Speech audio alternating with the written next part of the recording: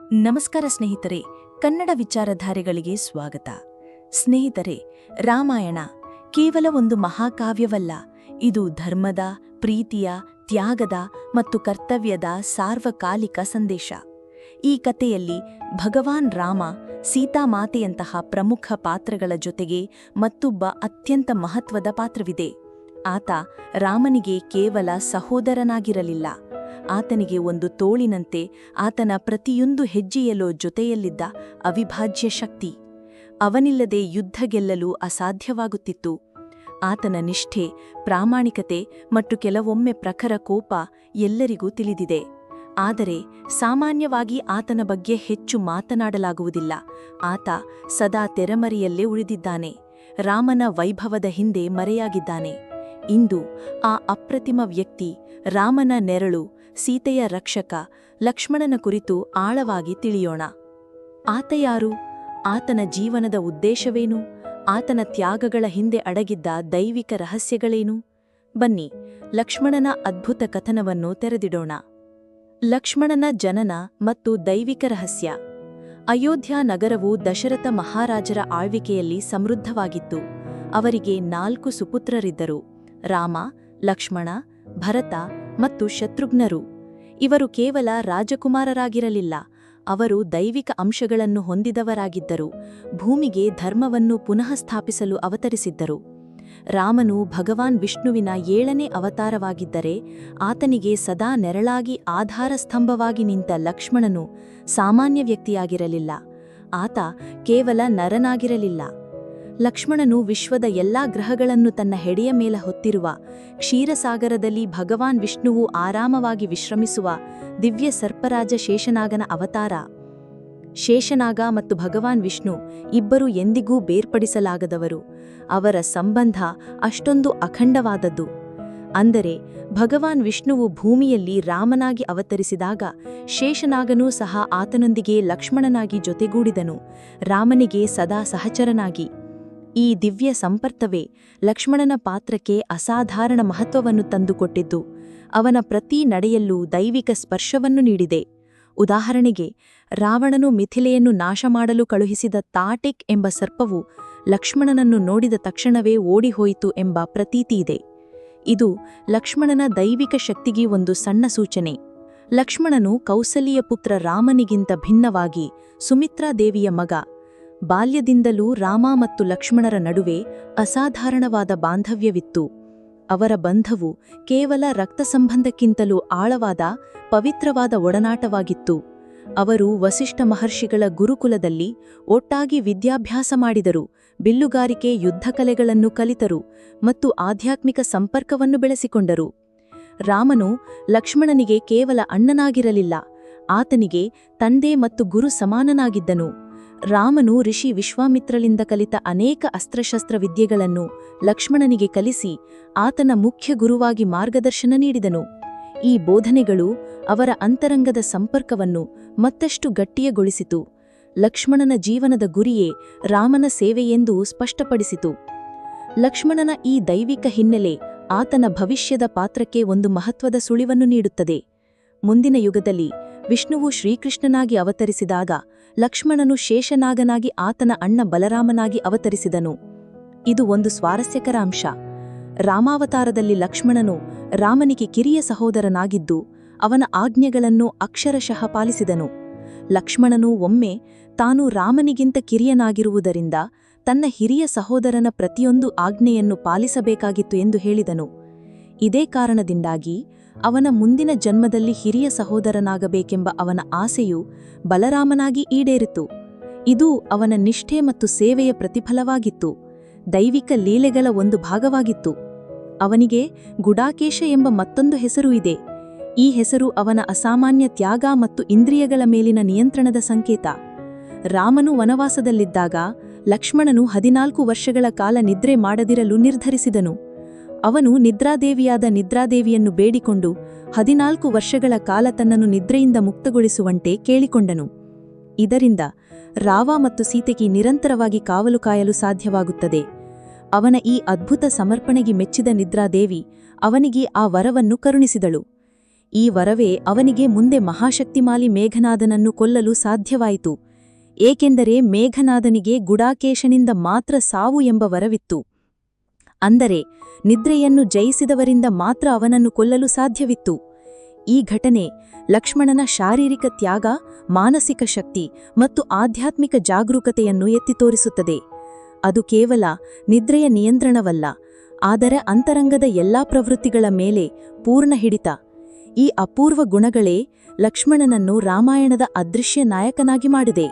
ರಾಮನಿಗೆ ಅಚಲ ಭಕ್ತಿ, ಅರಣ್ಯವಾಸದ ನಿರ್ಧಾರ. ಅಯೋಧ್ಯ ಅರಮನೆಯಲ್ಲಿ ಆಘಾತ ಮತ್ತು ದುಃಖದ ಅಲೆ ಅಪ್ಪಳಿಸಿದಾಗ ಕೈಕೇಯಿಯ ಮಾತುಗಳು ರಾಮನಿಗೆ 14 ವರ್ಷಗಳ ವನವಾಸವನ್ನು ವಿಧಿಸಿದ್ದವು. ಈ ನಿರ್ಧಾರವು ಎಲ್ಲರಿಗೂ ನೋವನ್ನುಂಟು ಮಾಡಿತು. ಆದರೆ ಲಕ್ಷ್ಮಣನಿಗೆ ಮಾತ್ರ ಅದು ರಾಮನನ್ನು ಹಿಂಬಾಲಿಸುವ ಒಂದು ಅವಕಾಶವಾಯಿತು. ರಾಮನು ವನವಾಸಕ್ಕೆ ಹೊರಡಲು ಸಿದ್ಧನಾದಾಗ ಲಕ್ಷ್ಮಣನು ಒಂದು ಕ್ಷಣವೂ ವಿಳಂಬ ಮಾಡದೆ ಅವನನ್ನು ಹಿಂಬಾಲಿಸಲು ಸಿದ್ಧನಾದನು. ವಾಸ್ತವಕ್ಕೆ ರಾಮನು ತನ್ನ ಪ್ರೀತಿಯ ಪತ್ನಿ ಸೀತೆಯನ್ನು ಅವಳು ಇಚ್ಛಿಸಿದರೆ ಅಯೋಧ್ಯೆಯಲ್ಲಿಯೇ ತನ್ನ ಅತ್ತೆಮಾವಂದಿರ ಜೊತೆ ಇರಬಹುದು ಎಂದು ಸಮಾಧಾನಪಡಿಸಲು ಪ್ರಯತ್ನಿಸಿದನು. ಆದರೆ ಲಕ್ಷ್ಮಣನನ್ನು ಹಿಂದಿರುಗಲು ಮನವೊಲಿಸುವ ಪ್ರಶ್ನೆಯನ್ನೇ ಎತ್ತಲಿಲ್ಲ. ಏಕೆಂದರೆ ರಾಮನಿಗೆ ಲಕ್ಷ್ಮಣನು ಯಾವುದೇ ಕಾರಣಕ್ಕೂ, ಯಾವುದೇ ಆಹ್ವಾನವಿಲ್ಲದೆ ತನ್ನನ್ನು ಹಿಂಬಾಲಿಸಿಯೇ ಬರುತ್ತಾನೆ ಎಂದು ತಿಳಿದಿತ್ತು. ಲಕ್ಷ್ಮಣನು ತನ್ನ ಅಣ್ಣನಿಗೆ ಹೇಳಿದ ಮಾತುಗಳು ಅವನ ಅಚಲ ನಿಷ್ಠೆ ಮತ್ತು ಪ್ರೀತಿಯ ಸಾರ್ವಕಾಲಿಕ ಸಾಕ್ಷಿಯಾಗಿದೆ. ನೀವು ಎಲ್ಲಿದ್ದೀರೋ ನಾನು ಅಲ್ಲಿಯೇ ಇರುತ್ತೇನೆ.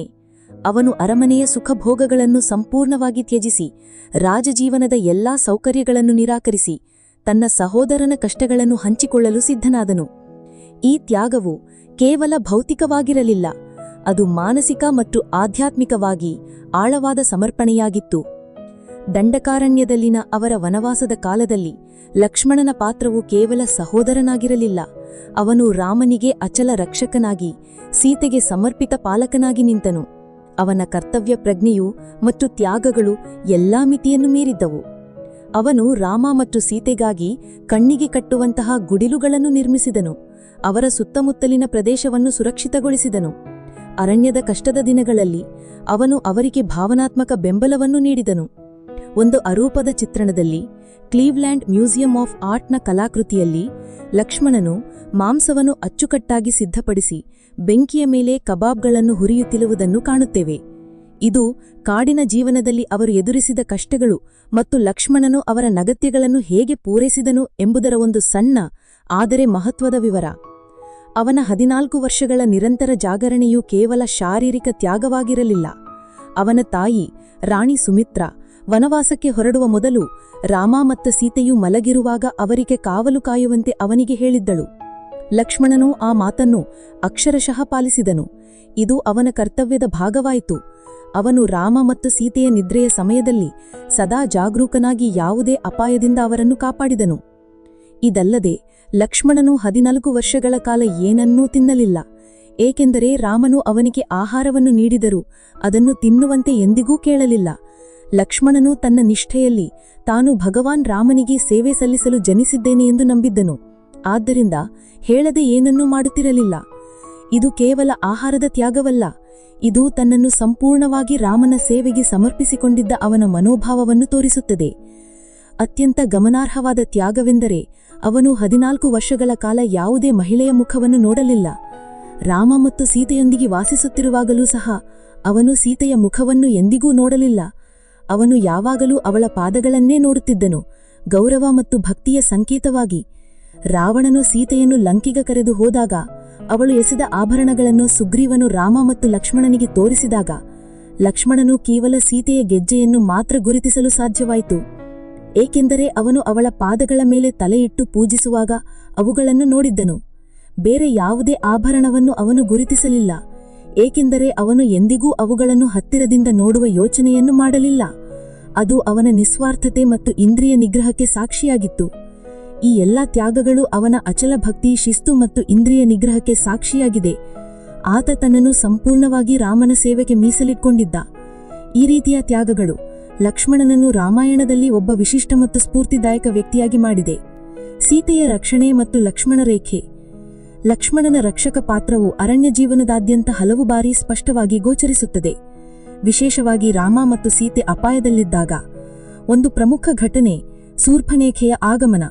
ಶೂರ್ಪಣಖೆ ರಾಮನನ್ನು ವರಿಸಲು ಪ್ರಯತ್ನಿಸಿದಾಗ ಸೀತೆಯ ಪವಿತ್ರ ದಾಂಪತ್ಯದ ಶುದ್ಧತೆಯನ್ನು ಕಾಪಾಡಲು ಲಕ್ಷ್ಮಣನು ತನ್ನ ಸಹೋದರ ರಾಮ ಮತ್ತು ಸೀತೆಯನ್ನು ರಕ್ಷಿಸಲು ಶೂರ್ಪಣಖೆಯ ಮೂಗು ಮತ್ತು ಕಿವಿಯನ್ನು ಛೇದಿಸಿದನು. ಈ ಘಟನೆಯು ರಾವಣನು ಸೀತೆಯನ್ನು ಅಪಹರಿಸಲು ಪ್ರಮುಖ ಕಾರಣವಾಯಿತು ಮತ್ತು ಇದು ಲಕ್ಷ್ಮಣನ ಕೋಪವು ಹೇಗೆ ರಕ್ಷಣಾತ್ಮಕ ಪ್ರವೃತ್ತಿಯಾದಿ ಧರ್ಮವನ್ನು ರಕ್ಷಿಸಲು ಬಳಸಲ್ಪಟ್ಟಿದೆ ಎಂಬುದನ್ನು ತೋರಿಸುತ್ತದೆ. ನಂತರ ಸೀತೆಯ ಅಪಹರಣಕ್ಕೆ ಮುನ್ನ ನಡೆದ ಘಟನೆ ರಾಮಾಯಣದ ಬಹುಮುಖ್ಯ ಮತ್ತು ಚರ್ಚಾರ್ಹ ಸಂದರ್ಭಗಳಲ್ಲಿ ಒಂದು. ಮಾರೀಚನು ಮಾಯಾ ಚಿನ್ನದ ಜಿಂಕೆಯ ರೂಪದಲ್ಲಿ ರಾಮ ಮತ್ತು ಸೀತೆಯ ಕುಟಿಯ ಬಳಿ ಬಂದಾಗ ಸೀತೆಯು ಆ ಚಿನ್ನದ ಜಿಂಕೆಗಾಗಿ ಹಂಬಲಿಸುತ್ತಾಳೆ. ರಾಮನು ಅದನ್ನು ಹಿಂಬಾಲಿಸಿ ಹೋಗುತ್ತಾನೆ. ರಾಮನಿಂದ ಸಹಾಯಕ್ಕಾಗಿ ಒಂದು ಕೂಗು ಕೇಳಿದಾಗ ಇದು ಮಾರೀಚನು ರಾಮನ ಧ್ವನಿಯಲ್ಲಿ ಕೂಗಿದ ಮಾಯೆ. ಸೀತೆಯು ಲಕ್ಷ್ಮಣನನ್ನು ರಾಮನ ಸಹಾಯಕ್ಕೆ ತಕ್ಷಣ ಹೋಗಲು ಒತ್ತಡಿಸುತ್ತಾಳೆ. ಸೀತೆ ಲಕ್ಷ್ಮಣನನ್ನು ರಾಮನ ಸಹಾಯಕ್ಕೆ ತಕ್ಷಣ ಹೋಗಲು ಒತ್ತಾಯಿಸುತ್ತಾಳೆ. ವಾಲ್ಮೀಕಿ ರಾಮಾಯಣದಲ್ಲಿ ಈ ಸಂದರ್ಭದಲ್ಲಿ ಸೀತೆ ಮತ್ತು ಲಕ್ಷ್ಮಣರ ನಡುವಿನ ಸಂಭಾಷಣೆಯು ಸಾಮಾನ್ಯವಾಗಿ ನಾವು ನೋಡುವ ಭಾಬೀದೇವರ್ ಸಂಬಂಧಕ್ಕೆ ವಿರುದ್ಧವಾಗಿ ಆಘಾತಕಾರಿಯಾಗಿರುತ್ತದೆ. ಓ ಲಕ್ಷ್ಮಣ, ರಾಮನು ನನ್ನಿಂದಾಗಿ ನಾಶವಾಗಬೇಕೆಂದು ನೀನು ಬಯಸುತ್ತೀಯಾ? ನಿನ್ನ ದುರಾಸೆಯಿಂದ, ನನ್ನ ಮೇಲಿನ ನಿನ್ನ ಆಸೆಯಿಂದ ನೀನು ರಾಮನ ಬಳಿಗೆ ಹೋಗುತ್ತಿಲ್ಲ. ಅವನು ಅಪಾಯದಲ್ಲಿದ್ದಾನೆಂದು ನಿನಗೆ ತಿಳಿದಿದ್ದರೂ. ಅವಳು ಇನ್ನೂ ಮುಂದುವರೆದು ಆಘಾತಕಾರಿ ಆರೋಪಗಳನ್ನು ಮಾಡುತ್ತಾಳೆ. ಸೀತೆ, ನೀನು ತುಂಬಾ ದುಷ್ಟ. ನಿನ್ನ ನಿಜವಾದ ಗುರುತನ್ನು ಮರೆಮಾಚಿ ಭರತನಿಂದ ಪ್ರೇರಿತನಾಗಿ ರಾಮನು ಒಬ್ಬಂಟಿಯಾಗಿರುವಾಗ ಅವನನ್ನು ಕಾಡಿನಲ್ಲಿ ಹಿಂಬಾಲಿಸುತ್ತಿರುವೆ. ನಿನ್ನ ಮತ್ತು ಭರತನ ದುರುದ್ದೇಶಗಳು ಎಂದಿಗೂ ಈಡೇರುವುದಿಲ್ಲ ಲಕ್ಷ್ಮಣ. ಕಮಲದ ದಳಗಳಂತಹ ಕಣ್ಣುಗಳುಳ್ಳ, ನೀಲಿ ಕಮಲದ ಬಣ್ಣವುಳ್ಳ ರಾಮನ ಕೈ ಹಿಡಿದಿದ್ದೇನೆ. ನಾನು ಬೇರೆ ಪುರುಷನನ್ನು ಹೇಗೆ ಬಯಸಲು ಸಾಧ್ಯ?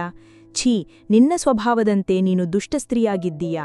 ನನ್ನ ಸಹೋದರನ ಮಾತಿಗೆ ನಿಷ್ಠನಾಗಿ ನಿಂತ ನನ್ನನ್ನು ನೀನು ಹೀಗೆ ಸಂಶಯಿಸುತ್ತಿರುವುದಕ್ಕೆ ನಿನಗೆ ನಾಶವಾಗಲಿ. ಸೀತೆ ತನ್ನ ಹೊಟ್ಟೆಯ ಮೇಲೆ ಹೊಡೆದುಕೊಂಡು ಅಳುತ್ತಾಳೆ. ಲಕ್ಷ್ಮಣನೂ ಅವಳನ್ನು ಬಿಟ್ಟು ಹೋದರೆ ಅವಳು ತೊಂದರೆಗೆ ಸಿಲುಕುತ್ತಾಳೆ ಎಂದು ತಿಳಿದಿದ್ದರೂ ಸೀತೆಯ ಕಠಿಣ ಮಾತುಗಳಿಂದ ನೋವುಗೊಂಡ ಲಕ್ಷ್ಮಣನು ಅವಳನ್ನು ಬಿಟ್ಟು ರಾಮನನ್ನು ಹುಡುಕಲು ಹೊರಡಲು ನಿರ್ಧರಿಸಿದನು. ಈ ಸಂಭಾಷಣೆಯು ರಾಮಾಯಣವನ್ನು ಹೆಚ್ಚು ಮಾನವೀಯ ಮತ್ತು ನೈಜವಾಗಿಸುತ್ತದೆ. ಆತಂಕ ಮತ್ತು ಕೋಪದ ಕ್ಷಣಗಳಲ್ಲಿ ಪಾತ್ರಗಳು ಹೇಗೆ ವರ್ತಿಸಬಹುದು ಎಂಬುದನ್ನು ಇದು ತೋರಿಸುತ್ತದೆ. ಮಹಾಕಾವ್ಯದ ಪಾತ್ರಗಳೂ ಸಹ ಮಾನವೀಯ ದೌರ್ಬಲ್ಯಗಳನ್ನು ಹೊಂದಿರುತ್ತವೆ ಎಂಬುದನ್ನು ಬಿಂಬಿಸುತ್ತದೆ. ಸೀತೆಯು ಲಕ್ಷ್ಮಣನನ್ನು ಪ್ರಚೋದಿಸಲು ಈ ಕಠಿಣ ಮಾತುಗಳನ್ನು ಹೇಳಿರಬಹುದು, ಏಕೆಂದರೆ ಸೌಜನ್ಯದಿಂದ ಹೇಳಿದರೆ ಅವನು ಹೋಗುವುದಿಲ್ಲ ಎಂದು ಅವಳಿಗೆ ತಿಳಿದಿತ್ತು ಮತ್ತು ರಾಮನನ್ನು ಉಳಿಸುವುದು ಅವಳ ಏಕೈಕ ಉದ್ದೇಶವಾಗಿತ್ತು. ರಾಮನು ತನ್ನ ಶಕ್ತಿಯಿಂದ ಯಾರಿಂದಲೂ ನೋವಾಗಲು ಸಾಧ್ಯವಿಲ್ಲ ಎಂದು ಲಕ್ಷ್ಮಣನಿಗೆ ತಿಳಿದಿತ್ತು, ಆದರೆ ಸೀತೆ ದುರ್ಬಲಳಾಗಿದ್ದಳು ಮತ್ತು ಅವಳನ್ನು ರಕ್ಷಿಸಲು ಬಯಸಿದ್ದನು. ಈ ಘಟನೆಯ ನಂತರವೇ ಪ್ರಸಿದ್ಧವಾದ ಲಕ್ಷ್ಮಣ ರೇಖೆಯ ಕಥೆ ಬರುತ್ತದೆ. ಆದರೂ ವಾಲ್ಮೀಕಿ ರಾಮಾಯಣದಲ್ಲಿ ಈ ರೇಖೆಯ ಬಗ್ಗೆ ನೇರವಾಗಿ ಉಲ್ಲೇಖವಿಲ್ಲ ಎಂಬುದನ್ನು ಗಮನಿಸಬೇಕು. ಇದು ರಾಮಚರಿತಮಾನಸ್ನಂತಹ ನಂತರದ ಜನಪ್ರಿಯ ಆವೃತ್ತಿಗಳಲ್ಲಿ ಮಂಡೋದರಿಯು ರಾವಣನನ್ನು ಅವನ ಶೌರ್ಯದ ಬಗ್ಗೆ ನಿಂದಿಸುವಾಗ ರಾಮನ ತಮ್ಮ ಲಕ್ಷ್ಮಣನು ಎಳೆದ ಚಿಕ್ಕ ರೇಖೆಯನ್ನೂ ಸಹ ನೀನು ದಾಟಲು ಸಾಧ್ಯವಾಗಲಿಲ್ಲ ಎಂದು ಹೇಳುವ ಮೂಲಕ ಕಾಣಿಸಿಕೊಳ್ಳುತ್ತದೆ. ರಾಧೇಶ್ಯಾಮ್ ರಾಮಾಯಣದಲ್ಲಿ ಸೀತೆಯು ಅತಿಥಿ ದೇವೋಭವ ಎಂಬ ಭಾರತೀಯ ಸಂಪ್ರದಾಯವನ್ನು ಗೌರವಿಸಲು ರಾವಣನ ಮಾತಿಗೆ ಮರುಳಾಗಿ ಅರಿಯದೇ ರೇಖೆಯನ್ನು ದಾಟುತ್ತಾಳೆ ಎಂದು ಹೇಳಲಾಗುತ್ತದೆ. ರಾವಣನು ಬ್ರಾಹ್ಮಣ ಭಿಕ್ಷುಕನ ವೇಷದಲ್ಲಿ ಬಂದು ತಾನು ರೇಖೆಯ ಆಚೆಯಿಂದ ಭಿಕ್ಷೆ ಸ್ವೀಕರಿಸುವುದಿಲ್ಲ ಎಂದು ಹೇಳಿ ಸೀತೆಯನ್ನು ರೇಖೆಯನ್ನು ದಾಟಲು ಪ್ರಚೋದಿಸಿದನು. ಸೀತೆಯು ಅತಿಥಿ ಸತ್ಕಾರದ ಧರ್ಮವನ್ನು ಪಾಲಿಸಲು ರೇಖೆಯನ್ನು ದಾಟಿದಳು ಮತ್ತು ರಾವಣನು ಅವಳನ್ನು ಅಪಹರಿಸಿದನು. ಪಂಚವಟಿಯಲ್ಲಿ ಈ ರೇಖೆಯನ್ನು ಎಳೆಯಲಾಗಿದೆ ಎಂದು ನಂಬಲಾಗುತ್ತದೆ. ಲಕ್ಷ್ಮಣ ರೇಖೆಯ ಪರಿಕಲ್ಪನೆಯು ಸೀತೆಯನ್ನು ರಕ್ಷಿಸಲು ಅವನು ತನ್ನ ದೈವಿಕ ಶಕ್ತಿಗಳನ್ನು ಬಳಸಿ ಗುಡಿಸಿಲಿನ ಸುತ್ತಲೂ ಎಳೆದ ರಕ್ಷಣಾತ್ಮಕ ರೇಖೆಯಾಗಿದೆ. ಅವನು ಷರತ್ತು ಸರಳವಾಗಿತ್ತು: ಸೀತೆ ಅದನ್ನು ದಾಟಬಾರದು. ಯಾವುದೇ ದುರುದ್ದೇಶದಿಂದ ಯಾರಾದರೂ ರೇಖೆಯನ್ನು ದಾಟಲು ಪ್ರಯತ್ನಿಸಿದರೆ ಅವರು ದೈವಿಕ ಪ್ರತಿರೋಧವನ್ನು ಎದುರಿಸುತ್ತಾರೆ. ಈ ಲಕ್ಷ್ಮಣ ರೇಖೆಯು ಆಧ್ಯಾತ್ಮಿಕವಾಗಿ ಶಿಸ್ತುಬದ್ಧ ಮನಸ್ಸು. ಲಕ್ಷ್ಮಣ ತನ್ನ ಆಂತರಿಕ ಆತ್ಮವನ್ನು ಸೀತೆಯನ್ನು ಭ್ರಮೆ ಮತ್ತು ಹಾನಿಯಿಂದ ರಕ್ಷಿಸಲು ಸ್ಥಾಪಿಸುವ ಪ್ರಜ್ಞಾಪೂರ್ವಕ ಅರಿವಿನ ಗಡಿ, ರಕ್ಷಣಾತ್ಮಕ ಮಿತಿಯನ್ನು ಸಂಕೇತಿಸುತ್ತದೆ. ಇದು ನೈತಿಕ ಶಿಸ್ತು, ಅಂತರ್ದೃಷ್ಟಿ ಮತ್ತು ಆಧ್ಯಾತ್ಮಿಕ ಜಾಗೃತಿಯನ್ನು ಪ್ರತಿನಿಧಿಸುತ್ತದೆ. ಸೀತೆಯು ಭಾವನೆ ಮತ್ತು ಆಸೆಯಿಂದ ನಿರ್ಧಾರ ಮಾಡಿದಾಗ ಅವಳು ಸಂರಕ್ಷಿತ ಅರಿವಿನ ವಲಯದಿಂದ ಹೊರಬಂದಳು. ಇದು ಯಾವಾಗ ಆಸೆಗಳು ತೀರ್ಜ್ವತ್ತನ್ನು ಮರೆಮಾಚುತ್ತವೆಯೋ ಆಗ ಮನಸ್ಸು ಅವುಗಳನ್ನು ತಾತ್ಕಾಲಿಕವಾಗಿ ನಿಗ್ರಹಿಸಲು ವಿಫಲವಾಗುತ್ತದೆ. ಇದರಿಂದ ಅಹಂಕಾರವು ಆತ್ಮದ ಶುದ್ಧತೆಯನ್ನು ಮೀರಲು ಕಾರಣವಾಗುತ್ತದೆ. ನಿಜ ಜೀವನದಲ್ಲಿ ನಾವೆಲ್ಲರೂ ನಮ್ಮದೇ ಆದ ಲಕ್ಷ್ಮಣರೇಖೆಗಳನ್ನು ಹೊಂದಿದ್ದೇವೆ. ಶಿಸ್ತು, ಆತ್ಮಸಂಯಮ ಮತ್ತು ಜಾಗರೂಕ ಜೀವನದಿಂದ ಸ್ಥಾಪಿಸಿದ ಆಧ್ಯಾತ್ಮಿಕ ಗಡಿಗಳು. ನಾವು ಈ ಗಡಿಗಳನ್ನು ನಿರ್ಲಕ್ಷಿಸಿದಾಗ, ಆಸಕ್ತಿಗಳು ಅಥವಾ ಸುಳ್ಳು ಭರವಸೆಗಳಿಂದ ಪ್ರಚೋದಿತರಾದಾಗ ನಾವು ಆಂತರಿಕ ಸಂಘರ್ಷ ಮತ್ತು ನೋವಿಗೆ ಗುರಿಯಾಗುತ್ತೇವೆ. ಹಾಗಾಗಿ ಲಕ್ಷ್ಮಣರೇಖೆಯನ್ನು ದಾಟುವುದು ಕೇವಲ ಒಂದು ಪೌರಾಣಿಕ ಘಟನೆಯಲ್ಲ, ಇದು ಮಾನಸಿಕ ಗಮನವನ್ನು ಕಳೆದುಕೊಳ್ಳುವ ಅಪಾಯಗಳ ರೂಪಕವಾಗಿದೆ, ಜೊತೆಗೆ ನಮ್ಮ ಅರಿವನ್ನು ಎಚ್ಚರಿಕೆ ಮತ್ತು ಭಕ್ತಿಯಿಂದ ಕಾಪಾಡಿಕೊಳ್ಳುವ ನೆನಪಿನಾಗಿದೆ. ಲಕ್ಷ್ಮಣನ ಈ ಪಾತ್ರವು ಆಳವಾದ ಕರ್ತವ್ಯ ಪ್ರಜ್ಞೆ ಮತ್ತು ರಕ್ಷಣಾತ್ಮಕ ಸ್ವಭಾವಕ್ಕೆ ಒಂದು ಅಮರ ಉದಾಹರಣೆಯಾಗಿದೆ. ಯುದ್ಧಭೂಮಿಯಲ್ಲಿ ಲಕ್ಷ್ಮಣನ ವೀರಾವೇಶ. ಸೀತೆಯ ಅಪಹರಣದ ನಂತರ ರಾವಣನ ವಿರುದ್ಧದ ಮಹಾಯುದ್ಧದಲ್ಲಿ ಲಕ್ಷ್ಮಣನು ರಾಮನ ಸೇನೆಯಲ್ಲಿ ನಿರ್ಣಾಯಕ ಪಾತ್ರವನ್ನು ವಹಿಸಿದನು.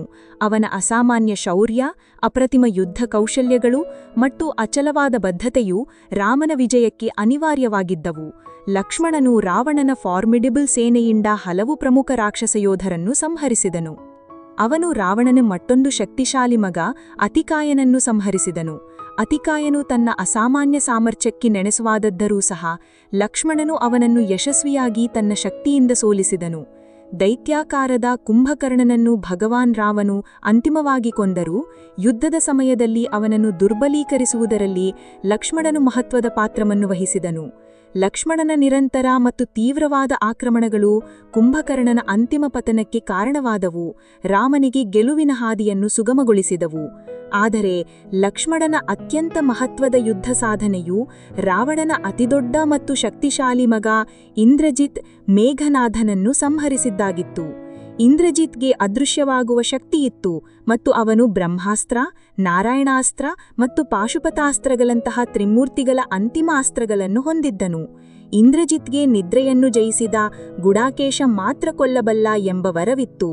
ಲಕ್ಷ್ಮಣನು 14 ವರ್ಷಗಳ ಕಾಲ ನಿದ್ರೆ ಮಾಡದೆ ರಾಮ ಮತ್ತು ಸೀತೆಗೆ ಕಾವಲು ಕಾಯಲು, ಊಟ ಮಾಡದೆ, ರಾಮ ಹೇಳದೆ ತಿನ್ನಲು ಬಯಸದೆ ಮತ್ತು ಯಾವುದೇ ಮಹಿಳೆಯ ಮುಖವನ್ನು ನೋಡದೆ ಇದ್ದದ್ದರಿಂದ ಈ ವರವನ್ನು ಪೂರೈಸಿದ ಏಕೈಕ ವ್ಯಕ್ತಿಯಾಗಿದ್ದನು. ಈ ವಿಶೇಷ ಪರಿಸ್ಥಿತಿಗಳೇ ಲಕ್ಷ್ಮಣನನ್ನು ಮೇಘನಾದನನ್ನು ಕೊಲ್ಲಲು ಸಮರ್ಥನನ್ನಾಗಿಸಿದವು. ಯುದ್ಧಭೂಮಿಯಲ್ಲಿ ಇಂದ್ರಜಿತ್ನ ಮಾಂತ್ರಿಕ ಸರ್ಪಬಾಣಗಳಿಂದ ಲಕ್ಷ್ಮಣನು ತೀವ್ರವಾಗಿ ಗಾಯವಾದಾಗ ರಾಮನು ಎಷ್ಟು ದುಃಖಿತನಾದನು ಎಂಬುದನ್ನು ವರ್ಣಿಸಲು ಅಸಾಧ್ಯ. ಲಕ್ಷ್ಮಣನು ಬಹುತೇಕ ಸತ್ತಾಗ ರಾಮನು ಕಣ್ಣೀರಿಟ್ಟು ತನ್ನ ಮನದ ದುಃಖವನ್ನು ವ್ಯಕ್ತಪಡಿಸಿದನು. ರಾಮ ಕಣ್ಣೀರಿನಂಡಿಗೆ ಲಕ್ಷ್ಮಣನ ತಲೆಯನ್ನು ಹಿಡಿದು, ನಾನು ಅಯೋಧ್ಯೆಯ ಐಶ್ವರ್ಯವಿಲ್ಲದೇ ಬದುಕಬಲ್ಲೆ, ನನ್ನ ಪ್ರೀತಿಯ ಸೀತೆವಿಲ್ಲದೇ ಬದುಕಬಲ್ಲೆ, ಆದರೆ ನನ್ನ ಸಹೋದರ ಲಕ್ಷ್ಮಣನಿಲ್ಲದೆ ನಾನು ಬದುಕಲಾರೆ. ಈ ಮಾತುಗಳು ರಾಮನಿಗೆ ಲಕ್ಷ್ಮಣನು ಎಷ್ಟು ಅನಿವಾರ್ಯ ಮತ್ತು ಪ್ರೀತಿಪಾತ್ರನಾಗಿದ್ದನು ಎಂಬುದನ್ನು ಸಾರುತ್ತವೆ. ಲಕ್ಷ್ಮಣನ ಅನುಪಸ್ಥಿತಿಯು ರಾಮನಿಗೆ ಅಷ್ಟು ಅಸಹನೀಯವಾಗಿತ್ತು, ಅದು ಅವನಿಗೆ ಸಿಂಹಾಸನ ಅಥವಾ ಸೀತೆಗಿಂತಲೂ ಹೆಚ್ಚಾಗಿತ್ತು.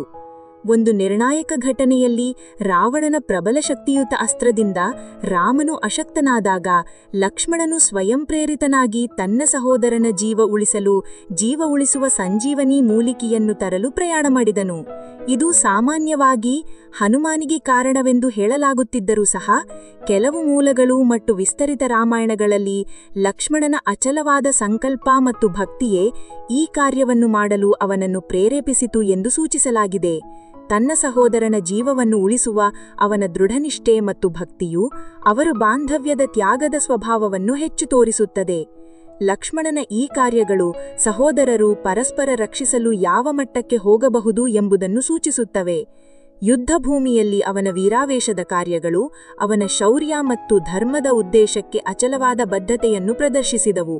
ರಾಮಾಯಣವನ್ನು ಗೆಲ್ಲುವಲ್ಲಿ ಅವನ ಪಾತ್ರವನ್ನು ಅನಿವಾರ್ಯವಾಗಿಸಿದವು. ಸುಗ್ರೀವನಿಗೆ ಲಕ್ಷ್ಮಣನ ಕೋಪ ಮತ್ತು ಬುದ್ಧಿವಾದ. ಲಕ್ಷ್ಮಣನು ಕೇವಲ ಯುದ್ಧಭೂಮಿಯಲ್ಲಿ ಅಪ್ರತಿಮ ವೀರನಾಗಿರಲಿಲ್ಲ, ಅವನ ಕೋಪವೂ ಪ್ರಖರವಾಗಿತ್ತು, ಆದರೆ ಅದು ಧರ್ಮ ಮತ್ತು ನ್ಯಾಯದ ಪರವಾಗಿತ್ತು. ಯುದ್ಧದ ಪ್ರಮುಖ ಹಂತಗಳಲ್ಲಿ ಒಂದು ಸುಗ್ರೀವನ ಕುರಿತು ಲಕ್ಷ್ಮಣನ ಕೋಪದ ಪ್ರಸಂಗ. ಸೀತೆಯ ಹುಡುಕಾಟಕ್ಕೆ ಸಹಾಯ ಮಾಡುವ ಭರವಸೆ ನೀಡಿದ ಸುಗ್ರೀವನು ಮಳೆಗಾಲ ಮುಗಿದ ನಂತರ ತನ್ನ ಭರವಸೆಯನ್ನು ಮರೆತು ಕಿಷ್ಕಿಂಧೆಯಲ್ಲಿ ಐಷಾರಾಮಿ ಮತ್ತು ಇಂದ್ರಿಯ ಸುಖಗಳಲ್ಲಿ ಮುಳುಗಿದ್ದನು. ರಾಮನಿಗೆ ಆದ ನೋವು ಮತ್ತು ಸುಗ್ರೀವನ ಈ ನಿರ್ಲಕ್ಷ್ಯವನ್ನು ಸಹಿಸಲು ಲಕ್ಷ್ಮಣನಿಗೆ ಸಾಧ್ಯವಾಗಲಿಲ್ಲ. ಅವನ ಸಹೋದರ ರಾಮನು ಅಸಹಾಯಕವಾಗಿ ದುಃಖದಲ್ಲಿ ಮುಳುಗಿದ್ದನು ಮತ್ತು ಸುಗ್ರೀವನ ನಿಷ್ಕ್ರಿಯತೆಯಿಂದ ರಾಮನಿಗೆ ಉಂಟಾದ ನೋವು ಲಕ್ಷ್ಮಣನನ್ನು ರೇಗಿಸಿತು, ಅವನ ರಕ್ಷಣಾತ್ಮಕ ಸ್ವಭಾವವನ್ನು ಕೆರಳಿಸಿತು. ರಾಮನು ಲಕ್ಷ್ಮಣನನ್ನು ಸಮಾಧಾನಪಡಿಸಿದನು, ಸುಗ್ರೀವನು ಹಿಂದೆ ಮಾಡಿದ ಒಳ್ಳೆಯ ಕಾರ್ಯಗಳನ್ನು ನೆನಪಿಸಿದನು ಮತ್ತು ಅವನಿಗೆ ಕೇವಲ ಕಠಿಣ ಎಚ್ಚರಿಕೆ ನೀಡುವಂತೆ ಹೇಳಿದನು. ಆದರೆ ಲಕ್ಷ್ಮಣನ ಮನಸ್ಸಿನಲ್ಲಿ ಕೋಪ ಕುದಿಯುತ್ತಲೇ ಇತ್ತು. ಅವನು ಕಿಷ್ಕಿಂಧೆಗೆ ಹೊರಟನು. ಅವನ ಕೋಪದ ತೀವ್ರತೆಯು ಅವನ ಪ್ರತಿಯೊಂದು ಹೆಜ್ಜೆಯಲ್ಲೂ ಪ್ರತಿಬಿಂಬಿಸುತ್ತಿತ್ತು. ಅವನು ಸಾಮಾನ್ಯ ಮಾರ್ಗವನ್ನು ಬಿಟ್ಟು ಶಾರ್ಟ್ಕಟ್ ತೆಗೆದುಕೊಂಡು ದಾರಿಯಲ್ಲಿ ಬಂದ ಕಲ್ಲುಗಳು ಮತ್ತು ಬಂಡೆಗಳನ್ನು ಪುಡಿಮಾಡುತ್ತಾ, ಅಡ್ಡಿಪಡಿಸಿದ ಮರದ ಕೊಂಬೆಗಳನ್ನು ಕತ್ತರಿಸುತ್ತಾ ಕ್ಷಿಪ್ರವಾಗಿ ಗುಹಾನಗರವನ್ನು ತಲುಪಿದನು. ಅವನ ಈ ಅಬ್ಬರದ ಪ್ರವೇಶವು ನಗರಕ್ಕೆ ಕಾವಲು ನಿಂತಿದ್ದ ವಾನರರನ್ನು ಭಯಭೀತಗೊಳಿಸಿತು. ಅವರು ಲಕ್ಷ್ಮಣನ ಕೋಪದಿಂದ ಪಲಾಯನ ಮಾಡಿದರು. ಅವನು ಅಂಗಳದೊಳಗೆ ಪ್ರವೇಶಿಸಿ ಅಂಗದನನ್ನು ಭೇಟಿಯಾಗಿ ತನ್ನ ಆಗಮನದ ಸಂದೇಶವನ್ನು ಸುಗ್ರೀವನಿಗೆ ತಲುಪಿಸಲು ಕೇಳಿದನು. ಸುಗ್ರೀವನು ಇನ್ನೂ ಐಷಾರಾಮಿ ಸುಖಗಳಲ್ಲಿ ಮುಳುಗಿದ್ದರಿಂದ ಪರಿಸ್ಥಿತಿಯ ಗಂಭೀರತೆ ಅವನಿಗೆ ತಕ್ಷಣವೇ ಅರ್ಥವಾಗಲಿಲ್ಲ. ಲಕ್ಷ್ಮಣನು ಕೋಪದಿಂದ ಅರಮನೆಯ ಒಳಕೋಣೆಯ ಕಡೆಗೆ ಸಾಗಿದನು. ಅಲ್ಲಿ ವಾನರ ಸ್ತ್ರೀಯರು ನೃತ್ಯ ಮಾಡುತ್ತಿರುವುದನ್ನು ಕಂಡು ಸ್ವಲ್ಪ ಮುಜುಗರಗೊಂಡನು. ಅವನ ಕೋಪ ಮತ್ತಷ್ಟು ಹೆಚ್ಚಾಯಿತು. ಅವನು ಒಳಕೋಣೆಗಳ ಬಳಿ ಏಕಾಂತಕ್ಕೆ ಹಿಂದಿರುಗಿ ತನ್ನ ಮಹಾಬಿಲ್ಲಿನ ನಾರನ್ನು ಜೋರಾಗಿ ಜಗ್ಗಿದನು. ಅದರ ಭೀಕರ ಶಬ್ದಕ್ಕೆ ಅರಮನೆಯಲ್ಲಿ ಎಲ್ಲರೂ ಬೆಚ್ಚುಬಿದ್ದರು ಮತ್ತು ಸುಗ್ರೀವನು ತನ್ನ ನಿದ್ರೆಯಿಂದ ಎಚ್ಚರಗೊಂಡನು. ಸುಗ್ರೀವನು ತಕ್ಷಣವೇ ತನ್ನ ಮಂತ್ರಿಗಳೊಂದಿಗೆ ಸಭೆ ನಡೆಸಿ ಚತುರ ಮತ್ತು ಬುದ್ಧಿವಂತ ತಾರಾ ಮೊದಲು ಪರಿಸ್ಥಿತಿಯನ್ನು ಸಮಾಧಾನಪಡಿಸುವುದು ಉತ್ತಮ ಎಂದು ನಿರ್ಧರಿಸಿದನು. ಸಭ್ಯ ವರ್ತನೆಯ ಲಕ್ಷ್ಮಣನು ತಾರಾಳೊಂದಿಗೆ ಅಸಭ್ಯವಾಗಿ ವರ್ತಿಸುವುದಿಲ್ಲ ಎಂದು ಸುಗ್ರೀವನಿಗೆ ವಿಶ್ವಾಸವಿಟ್ಟು. ಸುಗ್ರೀವನು ಲಕ್ಷ್ಮಣನ ದರ್ಶನದಿಂದ ಗಲಿಬಿಲಿಗೊಂಡನು. ರಾಮನು ಅನುಭವಿಸುತ್ತಿರುವ ದುಃಖದಿಂದ ಸಿಡಿದು ಆರ್ಭಟಿಸುತ್ತಿರುವ ಲಕ್ಷ್ಮಣನನ್ನು ನೋಡಿ ಅವನ ಇಂದ್ರಿಯಗಳು ವಿಚಲಿತವಾದವು. ಅವನು ತಕ್ಷಣವೇ ತನ್ನ ಸುವರ್ಣ ಸಿಂಹಾಸನದಿಂದ ಧಾವಂತದಿಂದ ಎದ್ದು ನಿಂತನು. ಮಹಾನಿಂದ್ರನ ಧ್ವಜವು ಹಾರಿದಂತೆ ಅವನ ಹಿಂದೆಯೇ, ಅವನ ಸುತ್ತಲೂ ಚಂದ್ರನನ್ನು ಸುತ್ತುವ ನಕ್ಷತ್ರಗಳಂತೆ ಅವನ ಎಲ್ಲಾ ಸ್ತ್ರೀಯರು ರುಮಾ ಸೇರಿದಂತೆ ಎದ್ದು ನಿಂತರು. ರಕ್ತಸಿಕ್ತ ಕಣ್ಣುಗಳಿಂದ ಸುಗ್ರೀವನು ಲಕ್ಷ್ಮಣನ ಈ ಹಠಾತ್ ಪ್ರವೇಶದಿಂದ ನಡುಗಿದನು ಮತ್ತು ಕೈಗಳನ್ನು ಜೋಡಿಸಿ ಗೌರವದಿಂದ ನಿಂತನು. ಲಕ್ಷ್ಮಣನು ಸುಗ್ರೀವನ ದುರ್ವರ್ತನೆಗೆ ಕೋಪದಿಂದ ಸಿಡಿದುಬಿದ್ದನು. ಲಕ್ಷ್ಮಣ, ಯಾವ ರಾಜರು ಕೃತಜ್ಞರು, ಸತ್ಯವಂತರು, ಆತ್ಮ ಸಂಯಮವುಳ್ಳವರು, ಕರುಣಾಮಯಿರು ಮತ್ತು ಸತ್ಕುಲದಲ್ಲಿ ಜನಿಸಿದವರು ಅಂಥ ರಾಜರು ಮಾತ್ರ ಈ ಲೋಕದಲ್ಲಿ ಪ್ರಖ್ಯಾತರಾಗುತ್ತಾರೆ. ಅಧರ್ಮದ ಮಾರ್ಗದಲ್ಲಿ ನಡೆಯುವ ಮತ್ತು ಸ್ನೇಹಿತರಿಂದ ಮಾಡಿದ ಉಪಕಾರವನ್ನು ಮರುಪಾವತಿಸದ ಸುಳ್ಳು ಭರವಸೆಗಳನ್ನು ನೀಡುವ ರಾಜನಿಗಿಂತ ಹೆಚ್ಚು ದುರ್ಮಳ ಯಾರಿರಬಹುದು? ಲಕ್ಷ್ಮಣನು ಸುಗ್ರೀವನಿಗೆ ಕೃತಜ್ಞ ವ್ಯಕ್ತಿಯ ಕುರಿತು ಗೀತೆಯಲ್ಲಿ ಹೇಳಿದ ಒಂದು ಪದ್ಯವನ್ನು ಉಲ್ಲೇಖಿಸಿದನು. ಲಕ್ಷ್ಮಣ, ಗೋಹತ್ಯೆ ಮಾಡಿದವನಿಗೆ, ಮದ್ಯ ಸೇವಿಸಿದವನಿಗೆ, ಕಳ್ಳನಿಗೆ ಮತ್ತು ವ್ರತಭಂಗ ಮಾಡಿದವನಿಗೆ ಪ್ರಾಯಶ್ಚಿತ್ತವನ್ನು ಮಹಾತ್ಮರು ನಿಗದಿಪಡಿಸಿದ್ದಾರೆ. ಆದರೆ ಕೃತಜ್ಞತೆಗೆ ಯಾವುದೇ ಪರಿಹಾರವಿಲ್ಲ ಎಂದು ಸ್ಪಷ್ಟವಾಗಿ ಹೇಳಿದ್ದಾರೆ. ಅವನು ಸುಗ್ರೀವನನ್ನು ತೀವ್ರವಾಗಿ ಟೀಕಿಸಿದನು. ಲಕ್ಷ್ಮಣ ನಿಷ್ಠುರವಾಗಿ, ಓ ವಾನರ, ನೀನು ಸಜ್ಜನರ ನಿಯಮವನ್ನು ಮುರಿದ ಕೃತಜ್ಞ ಮತ್ತು ಸುಳ್ಳಗಾರ. ಯಾಕೆಂದರೆ ರಾಮನು ತನಗೆ ಮಾಡಿದ ಉಪಕಾರವನ್ನು ನೀನು ಹಿಂದಿರುಗಿಸುತ್ತಿಲ್ಲ. ನೀನು ಕಾರ್ಯ ಸಾಧಿಸಿದ ನಂತರ ಸೀತೆಯ ಹುಡುಕಾಟಕ್ಕೆ ಸಹಾಯ ಮಾಡುವ ಭರವಸೆ ನೀಡಿದ್ದ ಸುಗ್ರೀವನು ಮಳೆಗಾಲ ಮುಗಿದ ನಂತರ ತನ್ನ ಭರವಸೆಯನ್ನು ಮರೆತು ಕಿಷ್ಕಿಂಧೆಯಲ್ಲಿ ಐಷಾರಾಮಿ ಮತ್ತು ಇಂದ್ರಿಯ ಸುಖಗಳಲ್ಲಿ ಮುಳುಗಿದ್ದನು. ಲಕ್ಷ್ಮಣನು ರಾಮನಿಗೆ ಈ ತರಹದ ಭಾಷೆಯನ್ನು ಹಿಂದೆ ಯಾವತ್ತೂ ಉಪಯೋಗಿಸಲಿಲ್ಲ. ಯಾಕೆಂದರೆ ರಾಮನಿಗೋಸ್ಕರವೇ ಅವನು ಕೋಪಗೊಳ್ಳುತ್ತಿದ್ದ ಮತ್ತು ಶಿಕ್ಷಿಸುತ್ತಿದ್ದ. ಲಕ್ಷ್ಮಣನು ಸುಗ್ರೀವನಿಗೆ ನೆನಪಿಸಿದನು. ನೆನಪಿಡು ಸುಗ್ರೀವ, ವಾಲಿ ಜಗತ್ತನ್ನು ತೊರೆದ ಮಾರ್ಗವು ಇನ್ನೂ ಮುಚ್ಚಿಲ್ಲ. ನಿನ್ನ ಭರವಸೆಯನ್ನು ಗೌರವಿಸು ಮತ್ತು ವಾಲಿಯ ಮಾರ್ಗವನ್ನು ಅನುಸರಿಸಬೇಡ. ಲಕ್ಷ್ಮಣನು ಹೇಳಿದನು, ನೀನು ಇಕ್ಷ್ವಾಕುಗಳಲ್ಲಿ ಶ್ರೇಷ್ಠನಾದ ರಾಮನ ಶಕ್ತಿಶಾಲಿ ಬಿಲ್ಲುಗಳಿಂದ ಹೊರಟ ಸಿಡಿಲಿನಂತಹ ಬಾಣಗಳನ್ನು ನೋಡಿಲ್ಲ. ಅದಕ್ಕಾಗಿ ನೀನು ರಾಮನ ಕಾರ್ಯದ ಬಗ್ಗೆ ಯೋಚಿಸದೆ ಸುಖಗಳಲ್ಲಿ ಮುಳುಗಿದ್ದೀಯ. ತಾರಾ ಅಂತಿಮವಾಗಿ ಲಕ್ಷ್ಮಣನನ್ನು ಶಾಂತಪಡಿಸಿದಳು. ಅವಳು ವಿವೇಕ ಮತ್ತು ಸೌಮ್ಯತೆಯಿಂದ ಮಾತನಾಡಿದಳು. ಅವಳು ಲಕ್ಷ್ಮಣನನ್ನು ಪ್ರೀತಿಯಿಂದ ಸ್ವಾಗತಿಸಿ ಸುಗ್ರೀವನನ್ನು ಟೀಕಿಸಿ ಪ್ರಶಂಸಿಸಿ ಲಕ್ಷ್ಮಣನನ್ನು ಶಾಂತಗೊಳಿಸಿದಳು. ಲಕ್ಷ್ಮಣನು ಆತ್ಮಸಂಯಮಿ ಮತ್ತು ಇಂದ್ರಿಯ ಸುಖಗಳಲ್ಲಿ ಆಸಕ್ತಿ ಇಲ್ಲದವನಾದ್ದರಿಂದ ಅವನು ಸುಗ್ರೀವನ ಒಳಕೋಣೆಗಳಿಗೆ ಸ್ವಾಗತಿಸಲ್ಪಟ್ಟನು. ಈ ಘಟನೆಯು ಲಕ್ಷ್ಮಣನ ಕೋಪವು ಅಹಂಕಾರದಿಂದಲ್ಲ, ಧರ್ಮ ಮತ್ತು ನ್ಯಾಯದ ಮೇಲಿನ ಆಳವಾದ ನಿಷ್ಠೆಯಿಂದ ಬಂದಿತ್ತು ಎಂದು ತೋರಿಸುತ್ತದೆ. ಅವನ ಕೋಪವನ್ನು ಅವನು ನಿಯಂತ್ರಿಸಲು ಸಾಧ್ಯವಾಯಿತು, ಅದನ್ನು ಆತ್ಮದ ಪ್ರಯಾಣವನ್ನು ರಕ್ಷಿಸಲು ಬಳಸಿಕೊಂಡನು. ಈ ಪ್ರಸಂಗವು ಲಕ್ಷ್ಮಣನ ವ್ಯಕ್ತಿತ್ವದ ಮತ್ತೊಂದು ಮಗಳನ್ನು ಅನಾವರಿಸುತ್ತದೆ, ಅವನ ಪ್ರಖರ ನ್ಯಾಯಪ್ರಜ್ಞೆ ಮತ್ತು ರಾಮನಿಗೋಸ್ಕರ ಏನನ್ನೂ ಮಾಡಲು ಸಿದ್ಧವಿರುವ ಮನಸ್ಸು. ಲಕ್ಷ್ಮಣನ ಭಾವನಾತ್ಮಕ ಶಕ್ತಿ ಮತ್ತು ತ್ಯಾಗಗಳು.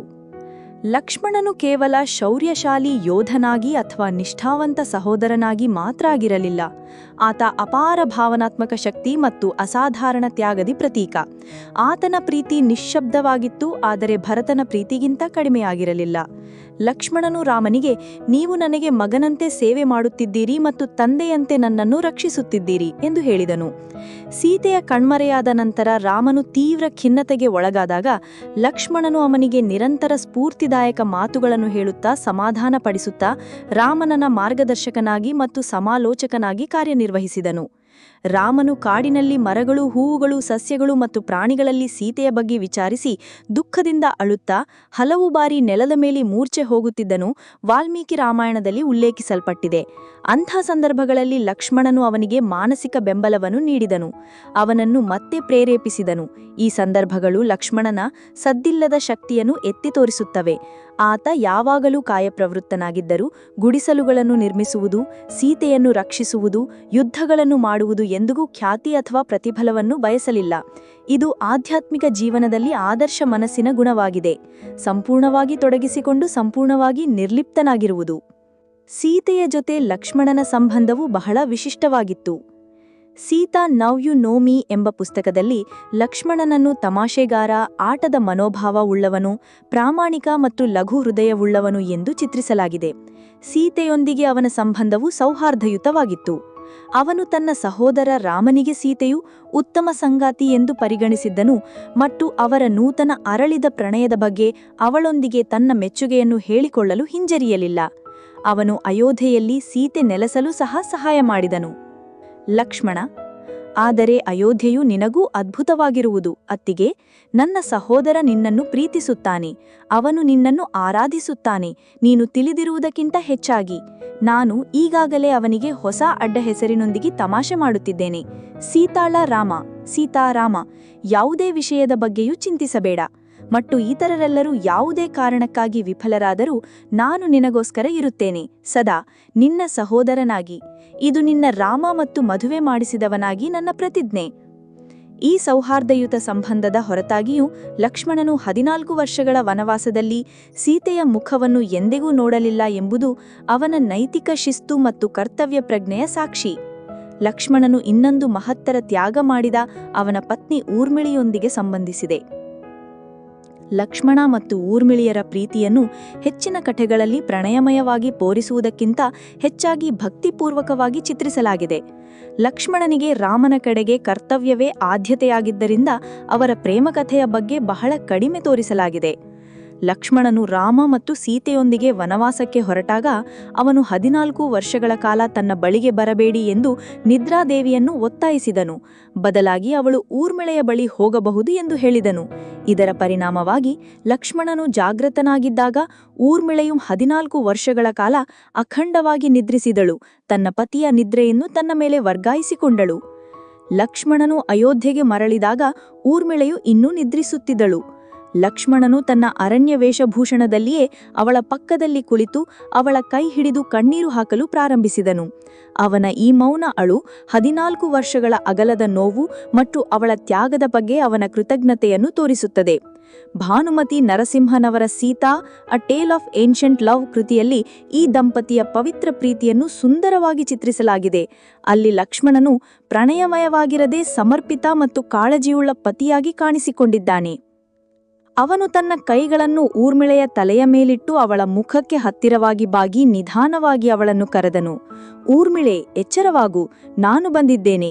ಅವನ ಕಣ್ಣೀರಿನ ಒಂದು ಹನಿ ಅವಳ ಬಲ ಕಣ್ಣಿನ ಮೇಲೆ ಬಿದ್ದು ಅವಳ ಮುಖದ ಬದಿಗೆ ಅವಳ ಬಲ ಕಿವಿಯ ಕಡೆಗೆ ನಿಧಾನವಾಗಿ ಉರಳಿತು. ಅವಳು ತನ್ನ ಕಣ್ಣುಗಳನ್ನು ತೆರೆದು ಮತ್ತು ತಾಯಿ ನೋಡಿದಂತೆ ಶಿಶು ನೋಡುವಂತೆ ಲಕ್ಷ್ಮಣನನ್ನು ನೋಡಿದಳು. ಅವನು ಅವಳನ್ನು ಎಂದೆಗೂ ಬಿಡದವಿರುವಂತೆ ಆ ಅವಧಿಯ ಅಗಲದ ನೋವೆಲ್ಲ ಕರಗಿದಂತೆ ಹಿಡಿದಿತ್ತು. ಲಕ್ಷ್ಮಣನು ತನ್ನ ಕರ್ತವ್ಯದೊಂದಿಗೆ ತನ್ನ ವೈಯಕ್ತಿಕ ಜೀವನದ ಮೇಲಿನ ತ್ಯಾಗವನ್ನು ಸಮತೋಲನಪಡಿಸಿದನು. ಆತ ತನ್ನ ಆಂತರಿಕ ಶಿಸ್ತನ್ನು ಸೇವೆ ಮತ್ತು ಶ್ರದ್ಧೆಯ ಮೇಲೆ ಆಧರಿಸಿದ್ದನು, ಮಹತ್ವಾಂಕ್ಷೆ ಅಥವಾ ಹೆಮ್ಮೆಯ ಮೇಲೆ ಅಲ್ಲ. ಈ ಪ್ರತಿಯೊಂದು ಘಟನೆಯೂ ಲಕ್ಷ್ಮಣನನ್ನು ಕೇವಲ ರಾಮನ ಸಹೋದರನಾಗಿ ಮಾತ್ರವಲ್ಲದೆ, ಆದರೆ ಸ್ವತಃ ಒಬ್ಬ ಮಹಾನ್ ನಾಯಕನಾಗಿ, ಅಗಾಧ ಶಕ್ತಿ ಮತ್ತು ತ್ಯಾಗದ ಅಧಿಪತಿಯಾಗಿ ಚಿತ್ರಿಸುತ್ತದೆ. ಅವನ ಈ ಭಾವನಾತ್ಮಕ ಆಳ ಮತ್ತು ನಿಸ್ವಾರ್ಥ ತ್ಯಾಗಗಳು ಅವನ ಚರಿತ್ರೆಯನ್ನು ಇನ್ನಷ್ಟು ಶ್ರೇಷ್ಠವಾಗಿಸುತ್ತವೆ. ಅಂತಿಮ ತ್ಯಾಗ, ಸರಯೂ ನದಿಯಲ್ಲಿ ವಿಲೀನ. ರಾಮಾಯಣದ ಕಥಾನಕದಲ್ಲಿ ಲಕ್ಷ್ಮಣನ ಅಂತಿಮ ತ್ಯಾಗವು ಅಷ್ಟೇ ನೋವಿನ ಮತ್ತು ಅನಿವಾರ್ಯವಾದ ಸಂಗತಿ. ಭಗವಾನ್ ರಾಮನು ಭೂಮಿಯ ಮೇಲಿನ ತನ್ನ ಕರ್ತವ್ಯಗಳನ್ನು ಪೂರೈಸಿದ್ದೇನೆ ಎಂದು ಅರಿತಾಗ ವೈಕುಂಠಕ್ಕೆ ಮರಳುವ ಸಮಯ ಬಂದಿತ್ತು. ಈ ದಿವ್ಯ ನಿರ್ಗಮನಕ್ಕೆ ಪೂರ್ವಭಾವಿಯಾಗಿ ಯಮಧರ್ಮರಾಜನು ರಾಮನನ್ನು ಭೇಟಿಯಾಗಿ ತನ್ನ ನಿರ್ಗಮನದ ಸಮಯವನ್ನು ನೆನಪಿಸಲು ಬಂದನು. ರಾಮನು ಯಮರಾಜನನ್ನು ತನ್ನ ಆಹ್ವಾನಿಸಿದನು ಮತ್ತು ಅವರ ಸಂಭಾಷಣೆ ಸಂಪೂರ್ಣವಾಗಿ ಗೌಪ್ಯವಾಗಿರಬೇಕು ಎಂದು ಷರತ್ತು ವಿಧಿಸಿದನು. ಈ ಗೌಪ್ಯತೆಯನ್ನು ಖಚಿತಪಡಿಸಿಕೊಳ್ಳಲು ಕೊಠಡಿಯನ್ನು ಪ್ರವೇಶಿಸುವ ಯಾರಿಗಾದರೂ ಮರಣದಂಡನೆ ವಿಧಿಸಬೇಕು ಎಂದು ರಾಮನು ಆದೇಶಿಸಿದನು. ಆದ್ದರಿಂದ ರಾಮನು ಯಾರಿಗೂ ಪ್ರವೇಶಿಸಲು ಬಿಡದಂತೆ ಕೊಠಡಿಯನ್ನು ಕಾಯುವ ಅತಿ ಮುಖ್ಯವಾದ ಜವಾಬ್ದಾರಿಯನ್ನು ಲಕ್ಷ್ಮಣನಿಗೆ ವಹಿಸಿದನು. ಲಕ್ಷ್ಮಣನು ರಾಮನ ಮಾತನ್ನು ಪಾಲಿಸುವುದರಲ್ಲಿ ಅಚಲನಾಗಿದ್ದನು. ಈ ಸಂದರ್ಭದಲ್ಲಿ ಒಬ್ಬ ಹಠಮಾರಿ ಮತ್ತು ಕೋಪಿಷ್ಠ ಋಷಿಯಾದ ದುರ್ವಾಸ ಮಹರ್ಷಿಗಳು ಬಂದರು ಮತ್ತು ರಾಮನನ್ನು ತಕ್ಷಣವೇ ಭೇಟಿಯಾಗುವ ತಮ್ಮ ಆಸೆಯನ್ನು ವ್ಯಕ್ತಪಡಿಸಿದರು. ಲಕ್ಷ್ಮಣನು ಮೊದಲಿಗೆ ವಿನಯದಿಂದ ನಿರಾಕರಿಸಿದನು. ರಾಮನು ಗೌಪ್ಯ ಸಂಭಾಷಣೆಯಲ್ಲಿರುವುದನ್ನು ವಿವರಿಸಿದನು. ಆದರೆ ಋಷಿಗಳು ತೀವ್ರವಾಗಿ ಕೋಪಗೊಂಡರು ಮತ್ತು ರಾಮನನ್ನು ತಕ್ಷಣವೇ ಭೇಟಿಯಾಗಲು ಅನುಮತಿಸದಿದ್ದರೆ ಅಯೋಧ್ಯೆ ಮತ್ತು ಇಡೀ ರಘುವಂಶವನ್ನು ಶಪಿಸುವುದಾಗಿ ಬೆದರಿಕೆ ಹಾಕಿದರು. ಅಯೋಧ್ಯೆಯನ್ನು ಮತ್ತು ತನ್ನ ಪ್ರೀತಿಯ ಕುಟುಂಬವನ್ನು ಒಂದು ಋಷಿಯ ಶಾಪದಿಂದ ಉಳಿಸಲು ಲಕ್ಷ್ಮಣನು ಒಂದು ಅತಿ ದೊಡ್ಡ ತ್ಯಾಗ ಮಾಡಲು ನಿರ್ಧರಿಸಿದನು. ಅವನು ರಾಮ ಮತ್ತು ಯಮರ ಭೇಟಿಗೆ ಅಡ್ಡಿಪಡಿಸಲು ನಿರ್ಧರಿಸಿದನು. ತಾನೇ ಆ ಕೋಣೆಯನ್ನು ಪ್ರವೇಶಿಸಿದನು. ಆ ಮೂಲಕ ರಾಮನಿಗೆ ತಾನು ನೀಡಿದ್ದ ಭರವಸೆಯನ್ನು ಉಲ್ಲಂಘಿಸಿದನು. ತಾನೇ ಮರಣದಂಡನೆಗೆ ಅರ್ಹನೆಂದು ಅವನಿಗೆ ಚೆನ್ನಾಗಿ ತಿಳಿದಿತ್ತು, ಏಕೆಂದರೆ ರಾಮನ ಮಾತನ್ನು ಉಲ್ಲಂಘಿಸಿದ ಯಾವುದೇ ವ್ಯಕ್ತಿಗೆ ಮರಣದಂಡನೆ ಎಂದು ನಿಯಮವಿತ್ತು. ಈ ಘಟನೆಯ ನಂತರ ರಾಮನಿಗೆ ನೀಡಿದ್ದ ಭರವಸೆಯನ್ನು ಪೂರೈಸಲು ಲಕ್ಷ್ಮಣನು ಸರಯೂ ನದಿಯ ದಡಕ್ಕೆ ಹೋಗಿ ತನ್ನ ಜೀವವನ್ನು ತ್ಯಜಿಸಲು ನಿರ್ಧರಿಸಿದನು. ಲಕ್ಷ್ಮಣನ ಈ ನಿರ್ಧಾರವು ರಾಮನ ಕಡೆಗೆ ಅವನ ಅಚಲ ಬದ್ಧತೆ ಮತ್ತು ಸಹೋದರನಾಗಿ ತನ್ನ ಕರ್ತವ್ಯವನ್ನು ಪೂರೈಸುವ ಬಯಕೆಯಿಂದ ಬಂದಿತ್ತು. ಇದು ಮಾನವ ಮಿತಿಗಳನ್ನು ಮೀರಿ ಸಹೋದರತ್ವದ ಸಾರವನ್ನು ಸೆರೆಹಿಡಿಯುವ ಒಂದು ಹೃದಯ ವಿದ್ರಾವಕ ಕ್ಷಣ. ಲಕ್ಷ್ಮಣನಂತಹ ಶ್ರೇಷ್ಠ ಆತ್ಮಕ್ಕೆ ಇದೊಂದು ಸೆಲೆಸ್ಟಿಯಲ್ ಡಿಪಾರ್ಚರ್ ಆಗಿತ್ತು. ಭೌತಿಕ ದೇಹವನ್ನು ತ್ಯಜಿಸಿ ದೈವಿಕ ಲೋಕಕ್ಕೆ ಮರಳಿದನು. ಆದರೆ ಲಕ್ಷ್ಮಣನ ಮರಣವು ಕೇವಲ ತ್ಯಾಗವಾಗಿರಲಿಲ್ಲ, ಅದು ದೈವಿಕ ಯೋಜನೆಯ ಅನಿವಾರ್ಯ ಭಾಗವಾಗಿತ್ತು. ಅವನು ಶೇಷನಾಗನ ಅವತಾರವಾಗಿದ್ದನು ಮತ್ತು ವಿಷ್ಣುವು ವೈಕುಂಠಕ್ಕೆ ಮರಳುವ ಮೊದಲು ಅವನು ಹಿಂದಿರುಗಬೇಕಾಗಿತ್ತು. ಇದು ಕೇವಲ ಒಂದು ದುಃಖದ ಅಂತ್ಯವಾಗಿರಲಿಲ್ಲ, ಬದಲಾಗಿ ಒಂದು ದಿವ್ಯ ಕಾರ್ಯದ ಪರಾಕಾಷ್ಠೆಯಾಗಿತ್ತು. ಲಕ್ಷ್ಮಣನ ಅಂತಿಮ ತ್ಯಾಗವು ಅವನ ಕರ್ತವ್ಯ ಪ್ರಜ್ಞೆ, ನಿಷ್ಠೆ ಮತ್ತು ಅತಿದೊಡ್ಡ ಪ್ರೀತಿಯ ಸಾರವನ್ನು ಸಾರುತ್ತದೆ. ಅವನ ಜೀವನ ಮತ್ತು ಮರಣ ಎರಡೂ ನಿಸ್ವಾರ್ಥ ಸೇವೆ ಮತ್ತು ಭಕ್ತಿಯ ಉದಾಹರಣೆಗಳಾಗಿ ನಿಲ್ಲುತ್ತವೆ. ಲಕ್ಷ್ಮಣನ ಪಾತ್ರದ ಆಧ್ಯಾತ್ಮಿಕ ಅರ್ಥ. ರಾಮಾಯಣದಲ್ಲಿ ಲಕ್ಷ್ಮಣನ ಪಾತ್ರವು ಕೇವಲ ಒಬ್ಬ ಸಹೋದರನಾಗಿ ಅಥವಾ ಯೋಧನಾಗಿ ಸೀಮಿತವಾಗಿಲ್ಲ. ಆತನ ಜೀವನವು ಆಳವಾದ ಆಧ್ಯಾತ್ಮಿಕ ಪಾಠಗಳನ್ನು, ನಮ್ಮ ಆಂತರಿಕ ಜೀವನಕ್ಕೆ ಸಂಬಂಧಿಸಿದ ಮಹತ್ವದ ಸಂದೇಶಗಳನ್ನು ನೀಡುತ್ತದೆ. ಆಧ್ಯಾತ್ಮಿಕ ದೃಷ್ಟಿಕೋನದಲ್ಲಿ ರಾಮನು ಪರಮಾತ್ಮ ಅಥವಾ ಆತ್ಮವನ್ನು ಪ್ರತಿನಿಧಿಸಿದರೆ, ಸೀತೆಯು ಜೀವಂತ ಆತ್ಮದ ಹೃದಯ ಅಥವಾ ಆಂತರಿಕ ಪ್ರಜ್ಞೆಯನ್ನು ಪ್ರತಿನಿಧಿಸುತ್ತಾಳೆ, ಮತ್ತು ಲಕ್ಷ್ಮಣನು ಆತ ಯಾವಾಗಲೂ ಜಾಗೃತವಾಗಿರುವ ಶಿಸ್ತುದಿಂದ ಮನಸ್ಸನ್ನು ಪ್ರತಿನಿಧಿಸುತ್ತಾನೆ. ಲಕ್ಷ್ಮಣನ ನಿರಂತರ ನಿಷ್ಠೆ, ಶಿಸ್ತು ಮತ್ತು ಆತ್ಮತ್ಯಾಗವು ಆತ್ಮವು ಜೀವನದ ಕಷ್ಟಗಳನ್ನು ಮತ್ತು ಪ್ರಲೋಭನಗಳನ್ನು ಎದುರಿಸಲು ಸಹಾಯ ಮಾಡುವ ಮನಸ್ಸಿನ ಸ್ವರೂಪವನ್ನು ಪ್ರದರ್ಶಿಸುತ್ತದೆ. ಸೀತೆಯನ್ನು ರಕ್ಷಿಸುವುದರಿಂದ ಲಕ್ಷ್ಮಣ ರೇಖೆಯನ್ನು ಎಳೆಯುವವರೆಗಿನ ಅವನ ಪ್ರತಿಯೊಂದು ಕಾರ್ಯವೂ ಮಾನಸಿಕ ಶಕ್ತಿ, ಜಾಗರೂಕತೆ ಮತ್ತು ನಿಸ್ವಾರ್ಥ ಸೇವೆಗೆ ರೂಪಕಗಳಾಗಿವೆ. ಅವನು ಎಂದಿಗೂ ರಾಮ ಮತ್ತು ಸೀತೆಯ ಪಕ್ಕವನ್ನು ಬಿಡುವುದಿಲ್ಲ. ತನ್ನ ನಿದ್ರೆ, ಅನುಕೂಲಗಳು ಮತ್ತು ವೈಯಕ್ತಿಕ ಸುಖಗಳನ್ನು ತ್ಯಜಿಸಿ ಅವರ ಸುರಕ್ಷತೆಯನ್ನು ಖಚಿತಪಡಿಸಿಕೊಳ್ಳುತ್ತಾನೆ. ಇದು ಹೇಗೆ ಕೇಂದ್ರೀಕೃತ ಮನಸ್ಸು ಆತ್ಮದ ಪ್ರಯಾಣಕ್ಕೆ ಸೇವೆ ಸಲ್ಲಿಸುವಾಗ ಸದಾ ಜಾಗೃತ ಮತ್ತು ಸ್ಥಿರವಾಗಿರಬೇಕು ಎಂದು ತೋರಿಸುತ್ತದೆ.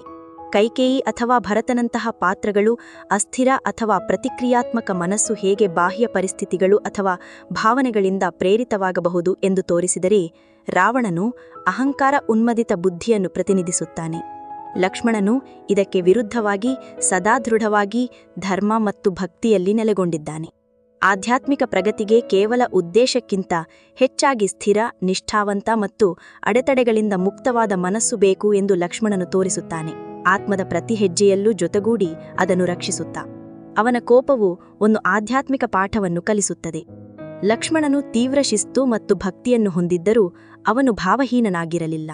ಅವನ ಆವೇಶ ಮತ್ತು ಕೋಪವು ಶೂರ್ಪಣಖ ಅಥವಾ ಸುಗ್ರೀವನಂತಹ ಸಂದರ್ಭಗಳಲ್ಲಿ ಮನಸ್ಸಿನ ಪ್ರತಿಕ್ರಿಯಾತ್ಮಕ ಪ್ರವೃತ್ತಿಗಳನ್ನು ಬಹಿರಂಗಪಡಿಸುತ್ತದೆ. ಆದರೆ ಅವನ ಕೋಪವು ಅಹಂಕಾರ ಅಥವಾ ಹೆಮ್ಮೆಯಿಂದ ಉದ್ಭವಿಸುವುದಿಲ್ಲ. ಅದು ಆಳವಾದ ನಿಷ್ಠೆ ಮತ್ತು ನ್ಯಾಯದ ಭಾವನೆಯಿಂದ ಬರುತ್ತದೆ. ಧರ್ಮಕ್ಕೆ ಧಕ್ಕೆ ಉಂಟಾದಾಗ ಅಥವಾ ರಾಮ ಅಥವಾ ಸೀತೆಯು ಆಪತ್ತಿನಲ್ಲಿರುವಾಗ ಅವನ ಕೋಪವು ಉಂಟಾಗುತ್ತದೆ. ಇದು ಗ್ರಹಿಸಿದ ಬೆದರಿಕೆಗಳಿಗೆ ಮನಸ್ಸಿನ ನೈಸರ್ಗಿಕ ಪ್ರತಿಕ್ರಿಯೆ. ರಕ್ಷಣಾತ್ಮಕ ಪ್ರವೃತ್ತಿ ಅದು ಧರ್ಮಕ್ಕೆ ಹೊಂದಿಕೊಂಡಾಗ ದೊಡ್ಡ ಒಳ್ಳೆಯದಕ್ಕೆ ಸೇವೆ ಸಲ್ಲಿಸುತ್ತದೆ. ಇದು ಮನಸ್ಸಿನ ಅನಿರೀಕ್ಷಿತತೆಯನ್ನು ಎತ್ತಿ ತೋರಿಸುತ್ತದೆ. ಅದು ಶಾಂತ ಸಮರ್ಪಣೆಯಿಂದ ತೀವ್ರ ಭಾವನೆಗೆ ಬದಲಾಗಬಹುದು. ಆದರೆ ಲಕ್ಷ್ಮಣನು ತನ್ನ ಕೋಪವನ್ನು ತನ್ನನ್ನು ನಿಯಂತ್ರಿಸಲು ಬಿಡುವುದಿಲ್ಲ. ಬದಲಾಗಿ ಅವನು ಅದನ್ನು ಆತ್ಮದ ಪ್ರಯಾಣವನ್ನು ರಕ್ಷಿಸಲು, ಸೇವಿಸಲು ಮತ್ತು ರಕ್ಷಿಸಲು ಉಪಯೋಗಿಸಿಕೊಳ್ಳುತ್ತಾನೆ. ಇದು ಮನಸ್ಸಿನ ನಕಾರಾತ್ಮಕ ಶಕ್ತಿಗಳನ್ನು ಸಕಾರಾತ್ಮಕವಾಗಿ ಹೇಗೆ ಪರಿವರ್ತಿಸಬಹುದು ಎಂದು ತೋರಿಸುತ್ತದೆ. ಲಕ್ಷ್ಮಣನ ಶ್ರೇಷ್ಠತೆಯು ಅವನ ಕ್ರಿಯೆಗಳಲ್ಲಿ ಮಾತ್ರವಲ್ಲ, ಅವನ ಸದ್ದಿಲ್ಲದ ಶಕ್ತಿಯಲ್ಲೂ ಅಡಗಿದೆ. ಅಹಂಕಾರ ಮತ್ತು ನಿರೀಕ್ಷೆಗಳಿಂದ ಮುಕ್ತನಾಗಿ ಅಚಲ ಸಮರ್ಪಣೆಯಿಂದ ಸೇವೆ ಸಲ್ಲಿಸುವ ಅವನ ಸಾಮರ್ಥ್ಯ. ಅವನು ಯಾವಾಗಲೂ ಸಕ್ರಿಯನಾಗಿರ್ತಾನೆ. ಆಶ್ರಯಗಳನ್ನು ನಿರ್ಮಿಸುವುದು, ಸೀತೆಯನ್ನು ರಕ್ಷಿಸುವುದು, ಯುದ್ಧಗಳನ್ನು ಮಾಡುವುದು, ಆದರೆ ಎಂದಿಗೂ ಖ್ಯಾತಿ ಅಥವಾ ಪ್ರತಿಫಲವನ್ನು ಬಯಸುವುದಿಲ್ಲ. ಇದು ಆಧ್ಯಾತ್ಮಿಕ ಜೀವನದಲ್ಲಿ ಆದರ್ಶ ಮನಸ್ಸಿನ ಗುಣವನ್ನು ಉದಾಹರಿಸುತ್ತದೆ. ಸಂಪೂರ್ಣವಾಗಿ ತೊಡಗಿಸಿಕೊಂಡು ಸಂಪೂರ್ಣವಾಗಿ ನಿರ್ಲಿಪ್ತನಾಗಿರುವುದು.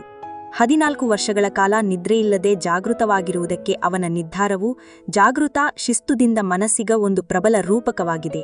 ಅವನ ಆಂತರಿಕ ಶಿಸ್ತು ಮಹತ್ವಾಕಾಂಕ್ಷೆ ಅಥವಾ ಹೆಮ್ಮೆಯ ಮೇಲೆ ಆಧಾರಿತವಾಗಿರಲಿಲ್ಲ. ಅದು ಸೇವೆ ಮತ್ತು ಶ್ರದ್ಧಾ, ನಂಬಿಕೆ ಆಧಾರಿತವಾಗಿತ್ತು. ಲಕ್ಷ್ಮಣನ ಈ ಜೀವನದ ಪಯಣವು ಆಧ್ಯಾತ್ಮಿಕ ಪ್ರಗತಿಯು ನಮ್ಮ ಗುರಿಗಳಿಂದಲ್ಲ, ಬದಲಾಗಿ ನಮ್ಮ ಮನಸ್ಸಿನ ಗುಣಮಟ್ಟದಿಂದ ನಿರ್ಧರಿಸಲ್ಪಡುತ್ತದೆ ಎಂದು ನಮಗೆ ತಿಳಿಸುತ್ತದೆ.